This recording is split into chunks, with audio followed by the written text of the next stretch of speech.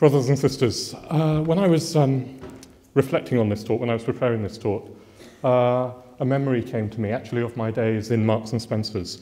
A memory of at least 20 years ago.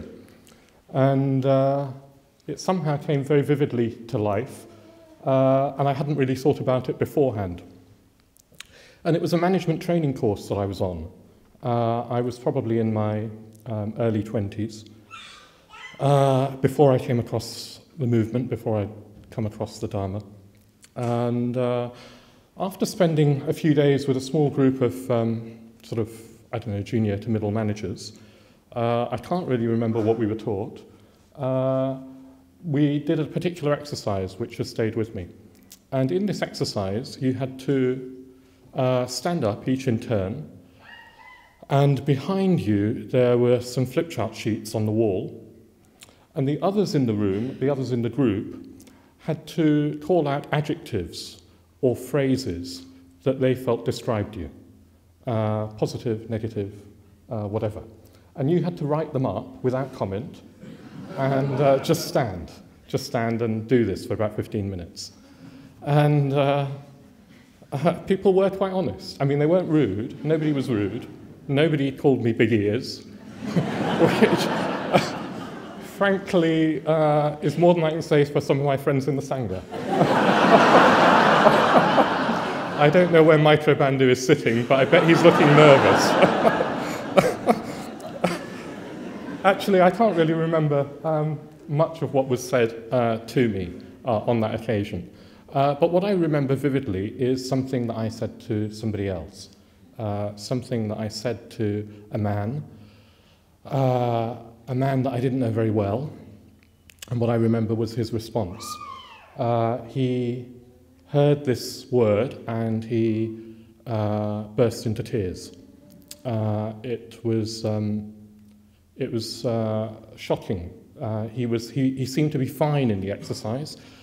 He came across as an extrovert, cheerful, positive man. He was about 10, 15 years older than me, so probably in his late 30s, maybe a bit older. And he'd been enjoying the exercise, and I said this word. I don't really know, I had no evidence for this word. It was intuition. As soon as I said it, I knew that I'd wounded him, because it was true. And it was like a dam had burst in him. And I felt ashamed and upset and confused. So the word was, I'm just going to tell you the word. I can better understand him now, actually, after 10 or 15 years. Well, it's been over 20 years, but I've become older and probably closer to his age. And the word that I said was disappointed. Disappointed. So I'll come back to that incident, that story, later on. So the Buddha in the Pali Canon, the Buddha of history, he says to Vakali, doesn't he? He says, "He who sees the Dhamma sees me. He who sees me sees the Dhamma." And the archetypal Buddha, the Buddha of myth and imagination in the Diamond Sutra, says something very similar, doesn't he?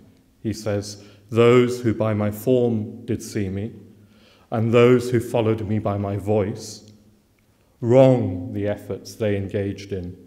Me, those people, will not see. From the Dharma should one see the Buddha. From the Dharma bodies come their guidance. Yet Dharma's true nature cannot be discerned, and no one can be conscious of it as an object." So it's as if the Buddha of history and the Buddha of myth are both pointing beyond themselves, pointing to a truth, a reality, in a way, as it were, beyond themselves, at least beyond their form. And I'm pleased to have the opportunity of mentioning the Diamond Sutra, because the Diamond Sutra, I feel, is part of our lineage. It's part of our lineage because it was upon encountering the Diamond Sutra at the age of 16 that Bhante had his insight into the Dharma that convinced him that he was a Buddhist, and what's more, had always been a Buddhist. And that insight, that initial insight of Bhante is, well, it's an important condition in all of us being here, isn't it? Bhante says in his commentary on the Diamond Sutra, in Wisdom Beyond Words, he says that by reading the Diamond Sutra, bearing it in mind, reflecting upon it, meditating upon it, we make contact with reality itself. And then in a talk entitled The Buddha, God and Reality, Bhante also says, so the Buddha, the one who has awakened to the truth, the one who, as it were, exists out of time in the dimension of eternity, may be regarded as reality itself in human form. The form is human, but there isn't an ordinary conditioned mind. In the place, as it were, if we can use such an expression, in the place, as it were, of the conditioned human mind, with all its prejudices and preconceptions and limitations, in the place of that is reality itself, as the experience or the awareness of reality.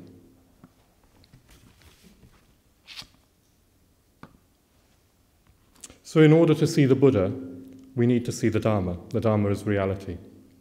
And if we're going to see, even to glimpse who the Buddha really is, if we're going to glimpse through the Buddha's eyes, experience the touch of the Buddha's mind, we're going to have to let go of our own mind, of our own self-centered, prejudiced, preoccupied, small perspective.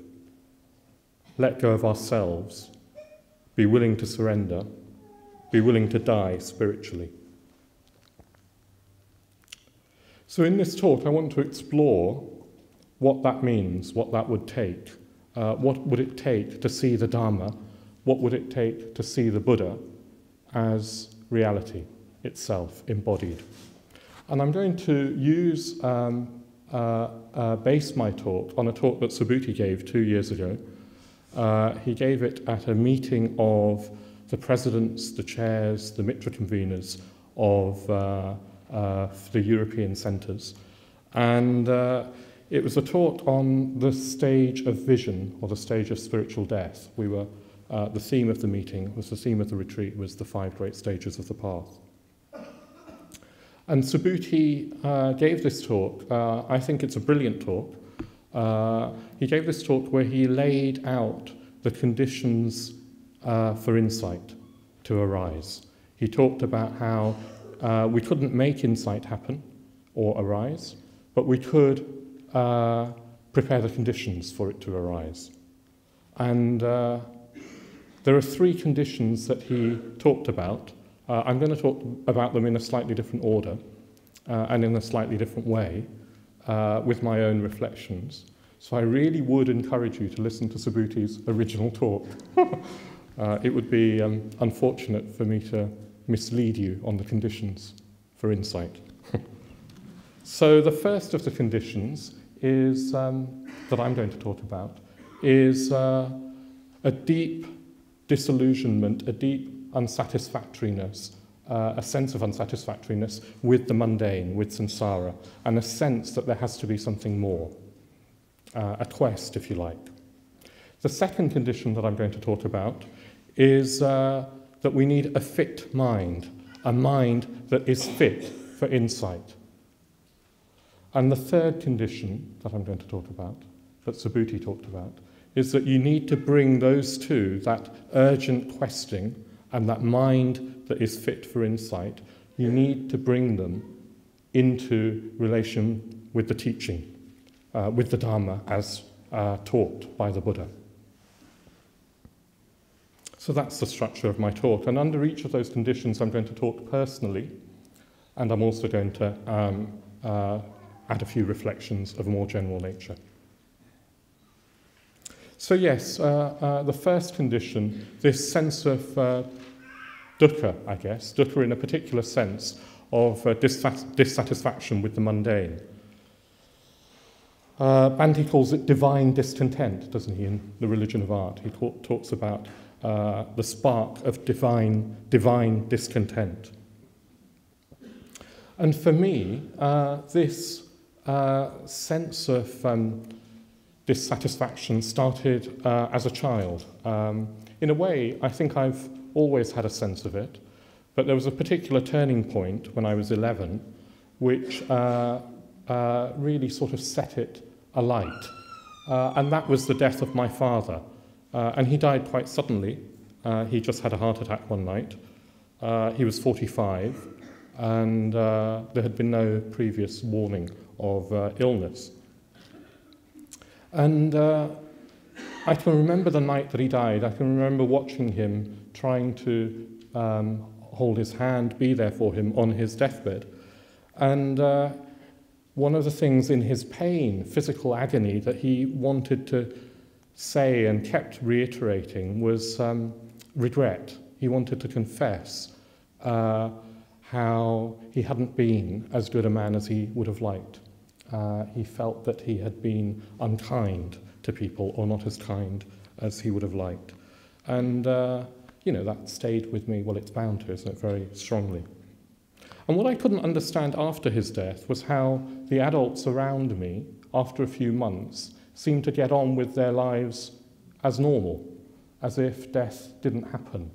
The mortgages, the jobs, the holidays, all of those things seemed to carry on as before, and I couldn't understand how that was possible. How could somebody not see the facts? The other thing that affected me was that as a kid I was very much into magic and the occult and things. And after my father's death, I thought, great, I've now got the opportunity of practicing to see if I can stay in touch with a ghost, you know, see if I can conjure him up. And I used to talk to him, I used to communicate with him, and he used to communicate with me. And it went on for a number of years. In fact, I can still sometimes have a sense of him. But this was very, very tangible, the dialogue between us. And the effect of that was that I was convinced from an early age that death wasn't the end, that death definitely wasn't the end. And what kept coming back to me was that if death wasn't the end, then life had to be for something. There had to be, well, it implied some sort of meaning and purpose to life. And again, I couldn't understand how the adults around me couldn't see that. I don't think I could even articulate it properly to myself. Later on, physics became for me a metaphor for truth. So I don't think I was very conscious of it as that, but it was one of the driving impulses behind my wanting to study physics, because I thought, well, if I could study physics and learn about space and time and matter, that would take me closer to truth. Actually, when I started studying it, I was disappointed. I realized that I really wasn't that interested. I wasn't interested in equations and maths and formulae and proofs. I certainly wasn't interested in spending days in a darkened lab with shining lasers through lenses. And what's more, I wasn't very good at it. I kept dropping the equipment. I can remember having a lab having to be evacuated because I released mercury vapor into the lab, and mercury poisoning is not a very pleasant thing. Anyway, so yes, I was sort of disappointed with the actual academic study of it, but it remained a metaphor, and it has remained a metaphor. Carl Sagan, I don't know if you remember Carl Sagan. He was a cosmologist, a physicist. He was as a kid, he was one of my heroes. I remember watching him on television. I'm just going to try and communicate something of the wonder of physics that touched me through quoting something that Carl Sagan said. He talks about, well, one of his concepts is that he compresses the billions of years that the universe is known to have been in existence, as it were. He compresses all of that into a single year. He calls it a cosmic calendar. So he compresses 15 billion years into a single year in his imagination. Actually, the universe hasn't been around for, we now know it's not been around for nearly, well, not nearly as long as 15 billion years. It's a bit less, give or take, a billion years or so. Anyway, that doesn't matter. It doesn't matter. So you can tell me later.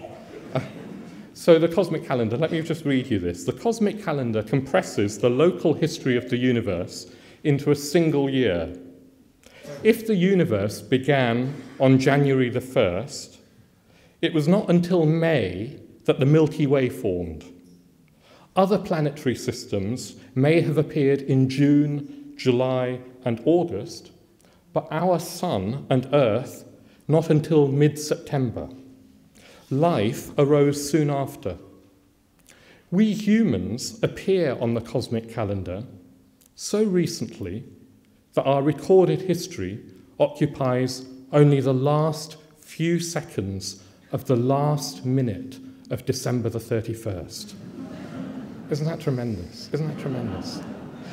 But such a cosmic perspective could leave us with a slightly nihilistic vision, couldn't it? A nihilistic sort of outlook that says, okay, well, life is so contingent as to be meaningless in this vastness. But that wasn't Carl Sagan's perspective. His perspective was that because it's so contingent, it's so precious. It's so precious. And what's more, because we have the intelligence, the awareness, the capacity to reason, that capacity gives us responsibility for it. So he goes on to say, we on Earth have just awakened to the great oceans of space and time from which we have emerged. We are the legacy of 15 billion years of cosmic evolution. We have a choice. We can enhance life and come to know the universe that made us, or we can squander our 15 billion year heritage in meaningless self-destruction. What happens in the first second of the next cosmic year depends on what we do here and now with our intelligence and our knowledge of the cosmos. So I used to find this, well, I still do, I find it very exciting, moving, stimulating. But I can remember as a young man feeling the need for a spiritual direction, and I can remember exploring Buddhism, and I can remember this urge that whatever it was, whatever spiritual truth there was, it had to answer both the personal and the cosmic. It had to answer death and the suffering, the tragedy of our mortality, and it had to answer or address the cosmic, the wonder of life, the wonder of being human. And it had to provide a vision of something more. And I really do think that Bante's elucidation of the Dharma gives us all of this, and it gives us more. Yes, it gives us so much. His recent articulation, Subhuti's recent articulation of the niyamas, of the 5 niyamas, well, I find immensely exciting. It does have this personal and this cosmic perspective, and it tells us what we can do with our lives. So I'm not going to say much more about this condition, this first condition for the arising of insight. All I'm going to say is that, yes, this quest for truth has been a thread that's motivated me throughout my life. And I guess for each of us, this quest will manifest in different ways. It won't necessarily appear as a quest for truth. It might be a quest for love, for beauty, for peace, for freedom. All the Buddha qualities we could see as part of the quest. But I do think it's imperative, urgent, that we keep that quest alive in our own hearts, in the business, the everyday business of living, in the everyday business of trying to practice in our community, in our institutions, in our Sangha. It's so easy to sort of lose sight of that initial impulse that we've all felt. So yes, it's just a plea. Partly I'm talking to myself, and partly, of course, I'm talking to the Sangha. So the second condition that Subhuti talked about was a mind that was fit for insight, a fit mind. A mind that is receptive to the touch of something other. Processes operating, we could say, under the Dharma Niyama.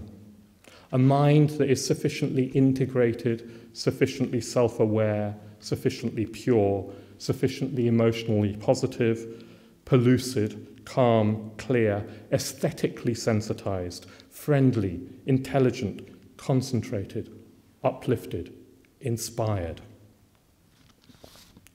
And what Subhuti said is that we can't force such a mind to arise.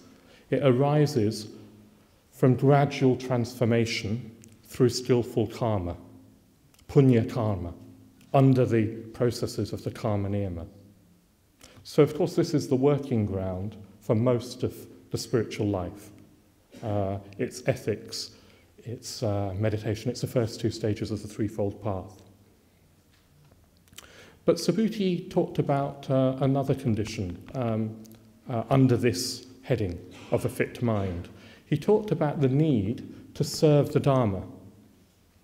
He talked about the need to serve something that is beyond us, that's more than us, so that we can move beyond our self-centeredness.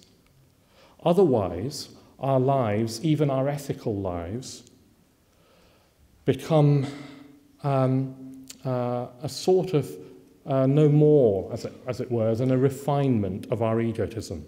And of course, that's no bad thing. It's a very, very good thing to become less selfish. Well, I aspire to that. But it's not enough. It's not enough. So, yes, Subhuti, when he gave this talk, was very strong about it. He said that he thought, he went as far as saying that without serving the Dharma, he didn't think that insight was possible. He didn't think that it would arise. And by serving the Dharma, for order members, he meant helping to spread the Dharma. Yeah? Whether we teach or whether we support the activity of spreading the Dharma in some other way, he said that we needed to immerse ourselves in a Sangha that is dedicated to communicating the Dharma and to help serve that Dharma. So yes, I'm very struck by that. Personally, it wasn't what motivated me when I came across the Dharma. It's not what initially inspired me. I guess my self-centeredness, my selfishness runs deep. The kleshas run deep. And I guess I'm less so now, but I was the sort of man, very much the sort of man, who wanted a comfortable life. And service and responsibility doesn't sort of lead to that. Not very much. I can remember on my Diluting course, one of the team gave a talk on the path of responsibility, and it was the only part of the course where I reacted. I really didn't want to hear this. I looked for loopholes. I talked to this person afterwards about how I had worked in the corporate sector with people who had taken lots of responsibility. They weren't spiritually realized people. Responsibility didn't work. It just led to egotism. And I wanted to believe that.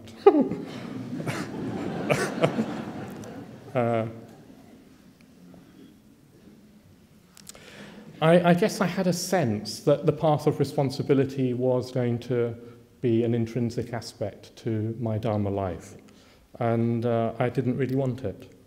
I also want to say that I know that the path of responsibility isn't for everyone. It doesn't have to be. But for me, I've needed objective demands to draw me out, to draw the best out in me. I veer towards complacency. I'm quite happy if left on my own a lot of the time. I'm inspired by meditation, for example. Meditation has always been very, very important to me. But I suspect that on its own, it wouldn't have challenged me enough. I don't think it would have changed me very much. I'm not saying that I have changed very much. At times I feel I've changed very little. But I do think that to the degree that I've changed, it's been because objective demands have forced me to change, or are forcing me to change. But more than that, I think I do need a bigger context to feel fulfilled.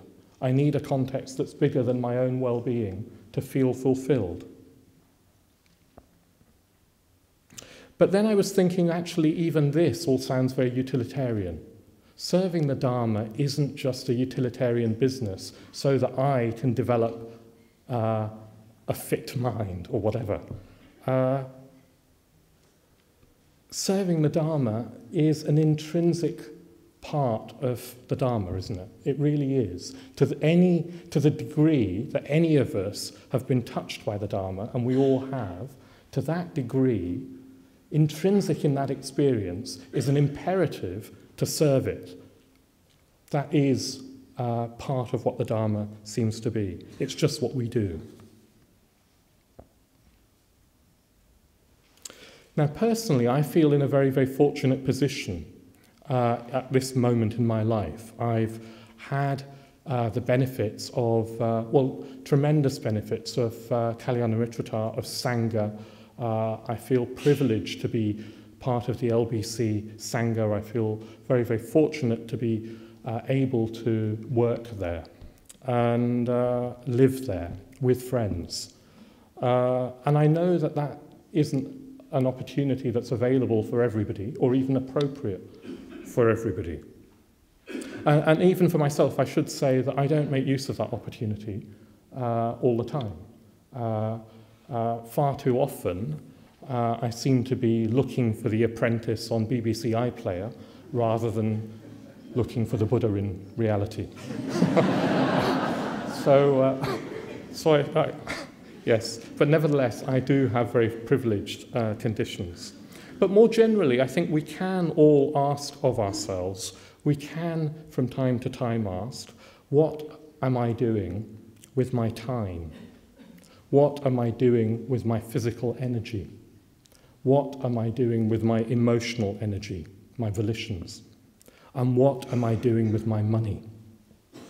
I think we can ask those questions and see how much we are serving the Dharma in those terms: time, physical energy, emotional energy, and money. Recently there's been talk about a culture where we should have tithing in the order, where we should give a percentage, or there should be a culture of giving a percentage of our income, particularly if we're working outside the institutions of the movement, to the movement. And perhaps we already do, perhaps actually most of us already do give a significant amount in this way. But I do think it's worth asking ourselves. I do think it would be worth exploring, reflecting upon. And what I keep coming back to as a personal motivation and as I want to share this with you, is that particularly since we've found the Dharma, how sad, even how tragic it would be if we didn't make the most of the opportunity. The lines from the root verses from the Bardo Thodol keep resonating. I don't want to return empty-handed from this life. I don't want to be disappointed, and I would be disappointed were I not to at least try and make the most of the opportunities that I've been given, at least to the best of my ability. Okay, I want to move on. So that's the second point, or a few reflections under this second point of cultivating a fit mind.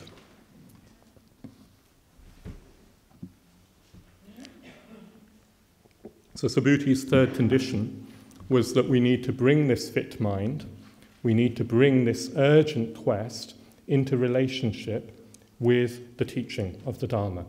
So unless we happen to be exceptional individuals of the stature of the Buddha himself, who discovered the Dharma and didn't need to be taught it, unless we're of that sort of stature, we need to come across the Dharma.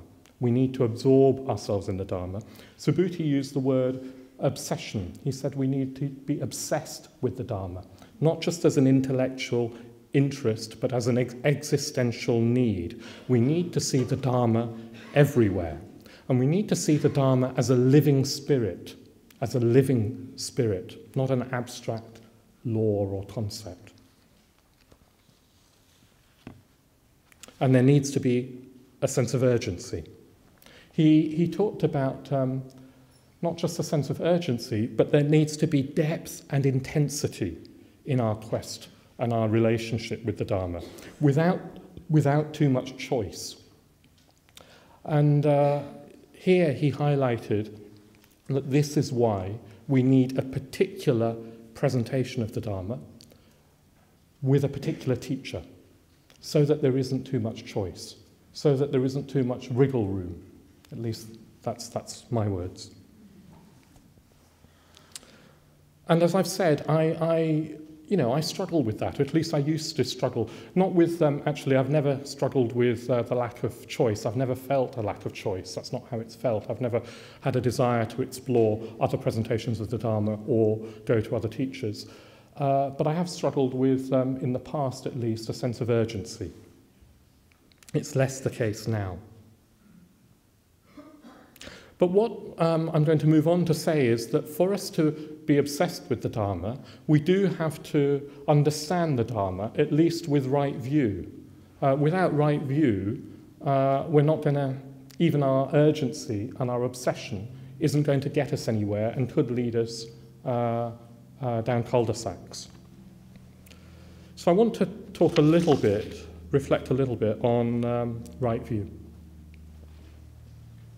So right view has, in a way, two aspects. Subhuti was pointing this out to me on the men's convention. It has a destructive aspect of cutting through wrong views, and it has another aspect of a creative aspect of liberating the doorway to no view, to going beyond right view, this doorway into wonder. But firstly, I just want to look at this destructive aspect of cutting through wrong views. My impression from teaching in London, and I don't think it just applies to London, although London may be particular in some ways, my impression is that we live in a culture where a nihilistic view, a nihilistic materialist view is very prominent. By materialist, I mean sort of scientific materialism. I mean a view that says that matter is all there is, that mind is merely a byproduct of matter, that there's nothing after death, that there's no intrinsic values in the universe. In terms of the niyamas, I think it would mean reducing everything to the utaniyama, to physics. Yeah? It would mean reducing everything to that. And I come across this view time and time again. Now, I'm not saying that it's always held very explicitly or consciously. Sometimes it is. I have come across it in some people where it's an overt ideology. But more often than not, I think it's subtle. And I think there are layers and layers of subtlety. And as order members, I suspect that if we do veer towards this, it's subtle.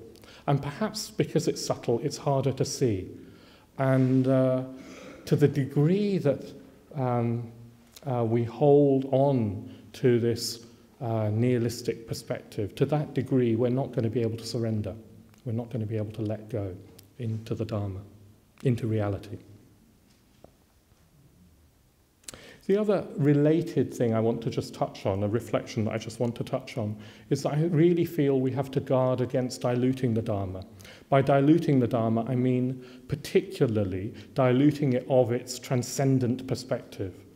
And I guess what I particularly have in mind is a therapeutic approach to the Dharma. At the LBC, we have a whole range of mindfulness-based courses, and I'm not knocking them because actually I believe that they help a lot of people, and they really help people in, well, we do MBCT, working with people with hellish states of depression, and it's really valuable work. But I do think that we have to be careful at not presenting the Dharma as if that's it, that it's somehow therapeutic or even utilitarian, no matter how noble and beneficial that utilitarian end is. Do you see what I mean? It's not enough. But more subtly, I think we have to watch if we're engaged in teaching such things as mindfulness-based techniques. I think we really have to watch that we don't become infected, subtly infected, with the views that might underlie such models. I would I would recommend, I guess, that anybody teaching in that way also ought to be teaching the Dharma in a more traditional way, with that transcendent perspective. They also ought to be studying the Dharma. They also ought to be engaged in building Sangha, so that they're not just identified, even a subtle identification, as a teacher in a professional sense. Because I do think that's a betrayal of Bante's elucidation of the Dharma. So the reason I think this is so important is because I really think that if we see the Dharma through a subtly materialistic filter, then we don't see the Dharma at all. Even something like the Lakshanas, even Anitya and Anatman, can be reduced to a materialistic level. Physics wouldn't disagree with Anitya. It wouldn't actually even disagree with Anatman. But it would just say, oh yes, well, all matter is just a condensation of energy, and that's all we are, is just matter. And even dukkha can be reduced to, well, as I say, this sort of rather humanist level, where we try and alleviate suffering on its own level, noble though that is, but that's not the same as having an insight into transcending suffering, an insight into the causes of suffering. So that's what I want to say about wrong views. They're just a set of reflections that feel pertinent for me. But then I just want to touch on this creative aspect of right view, the aspect that opens us up to a dimension beyond all views, that opens us up to wonder, that frees the imagination, that allows the imagination to fly. Now, of course, there's a danger here. Before I talk any more about this, there's a danger, isn't there, that in opening up the imagination, in freeing the imagination, in dwelling in wonder, that there's another sort of literalism that comes in, which is an unthinking, uncritical approach to literalism, where we sort of become New Age or New Agey. I don't mean any offence, but what I mean is that something, an uncritical approach, where crystal healing is the same as reflecting on the Lakshanas or whatever. And you come across this in London if you're teaching. So I do think, yes, we need that critical faculty of right view. Subhuti emphasizes this as well. I'll come back to it. So as I said, for me, physics opened this door to wonder.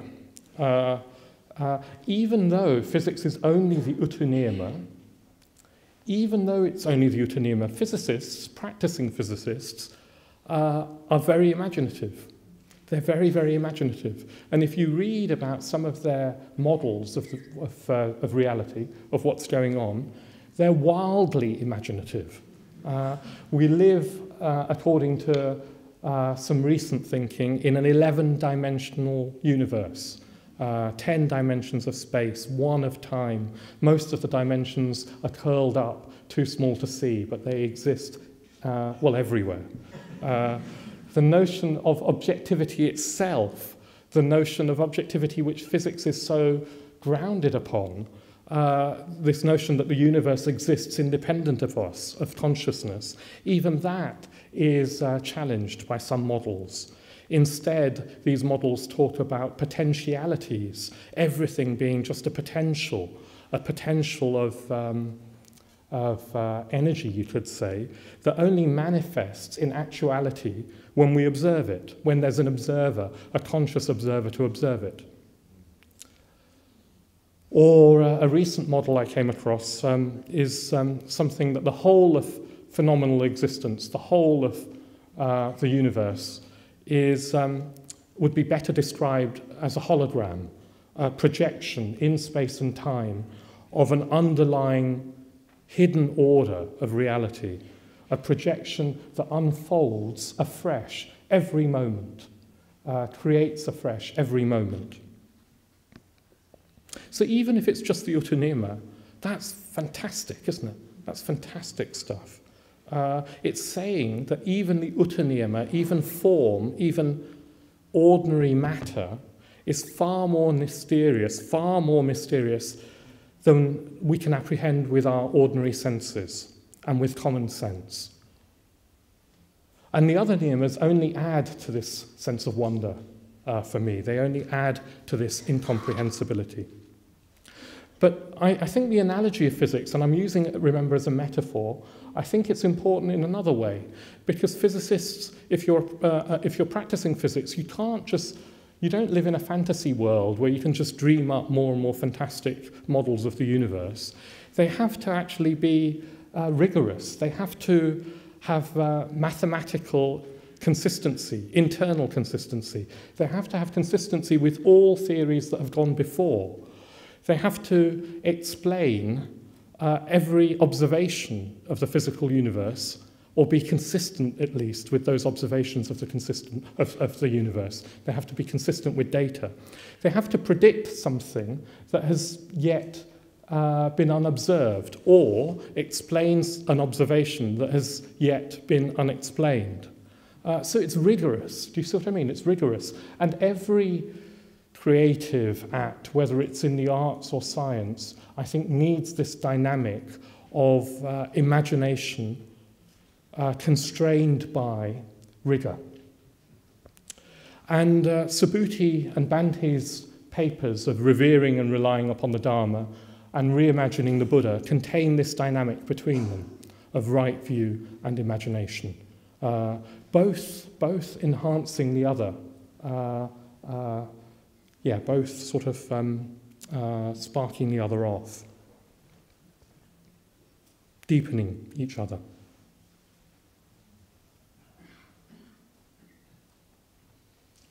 So, yes, we've got right view. Say we've got right view, and of course that's a process. We keep deepening into right view. But that's not enough. On the basis of right view, we then need to let go. We need to learn to let go of all of ourselves. And in this letting go, it's not just an intellectual endeavour. We're letting go at almost a visceral level, aren't we? That's what we're trying to do. Let go emotionally, let go of our prejudices, but let go also almost physically. And we need to let go with confidence, with shraddha, that if we let go, to the extent that we can let go, to the extent that we're prepared to surrender, to the extent that we're prepared to die, to that extent we touch liberation, or we allow the mind of the Buddha to touch us.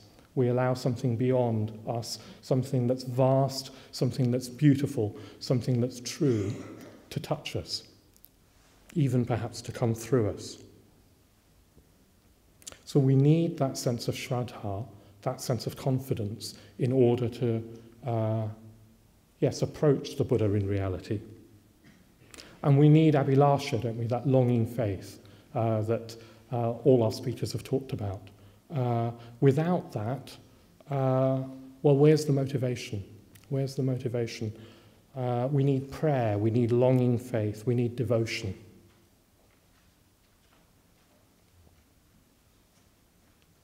If we're to, in a way, glimpse the Buddha in reality. And when we do, to whatever extent we do, glimpse the Buddha, we'll also be seeing our own true nature. We'll also be seeing the true nature of all things. We'll be seeing reality. We'll be seeing the Dharma that the Buddha revered, the Dharma that the Buddha embodied, the Dharma that the Buddha is a manifestation of. So yes, I just want to conclude now. That's all I want to say about these three things. I've talked about the three conditions for insight that Subhuti talked about. A quest for something more based on a positive sense of dissatisfaction. A fit mind through ethics, but particularly I've emphasized service, serving the Dharma. And then those two conditions within ourselves coming into relation, this obsessive relationship with the Dharma as taught, with right view, with imagination, and then on that basis letting go, learning to let go as much as we can, learning to let go of self. So in conclusion, I just want to talk personally again, to say that yes, I feel very, very fortunate in my life. I've already said that, but fortunate doesn't feel enough of a word. The word that keeps coming to mind is the word that we've heard Subhuti use in his leading of the Buddhanushmriti. It's feeling blessed. That's how I feel. And that's not because I feel I've gone very far along the path. In fact, the more deeply I seem to understand the Dharma, the further the goal seems to be. The further the goal seems to be. And yes, I find myself praying, wishing, longing to be a bigger man. If only I was a bigger man. But there you go. But I do experience some of the fruits of practice. Yes, in some ways my sanskaras, my unhelpful sanskaras, haven't shifted very much. The kleshas feel as strong as ever. And I can't say that I always act in accordance with the Dharma, but I can't deny its truth. And I feel very, very confident in that. I'm unable to always be in touch with the Buddha, but there are sufficient glimpses to motivate me on the path. And that feels sufficient to feel blessed, if you see what I mean. I feel very, very, very grateful. I feel very grateful to Bhante. I feel very grateful to all my teachers in our Sangha, in our order. And, well, yes, looking back those 20-odd years to that management course, I don't ever know what became of that man. I don't really know what happened to him. We didn't stay in touch. But I, in retrospect, feel that the word that I used to describe him at that time also applied to myself.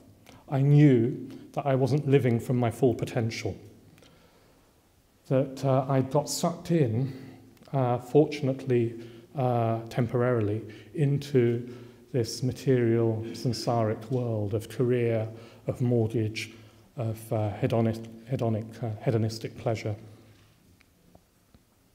So I knew somewhere well, I now know that word sort of applied to me at that time. Today, or at least this year, I'm the same age as my father was when he died. And I know that my life has been much, much richer than his had been. He was a frustrated man. I know that, yes, my life's been far more fortunate, far more happier, more blessed than his had been. And increasingly, I've had this sense, not that I want to die, but that if I were to die now, I would still feel that my life had been incredibly fortunate. And I can truly say that I feel far from disappointed. Thank you.